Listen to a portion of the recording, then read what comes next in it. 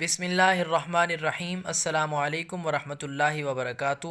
Poster T V channel کی طرف سے ایک اور ویڈیو لے کر حاضر ہوا ہوں جس کا موضوع ہے شیطان کو بھی گالی نہ دیں۔ مسلمان کو، مومن کو اور انسان کو گالی دینا تو دور کی بات، جبکہ شیطان کو بھی گالی دینے سے منع فرمایا گیا ہے۔ رسول اللہ صلی اللہ علیہ وسلم نے ارشاد فرمایا کہ شیطان کو گالی مت دو بلکہ اس کے شر سے اللہ کی پناہ مانگو۔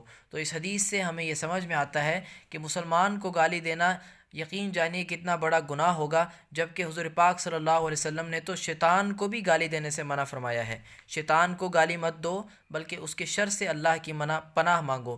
گالی دینے سے بہتر ہے کہ اللہ تعالیٰ سے پناہ مانگی جائے۔ اعوذ باللہ من الشیطان الرجیم، میں پناہ مانگتا ہوں اللہ تعالیٰ کے نام کے ساتھ شیطان مردود سے۔ تو شیطان کے شر سے اللہ تعالیٰ کی پناہ مانگنی چاہیے، نہ کہ اس کو گالی دی جائے۔ اور پھر مومن کو، انسان کو گالی دینا، یہ تو پھر اس سے بھی بڑا گناہ۔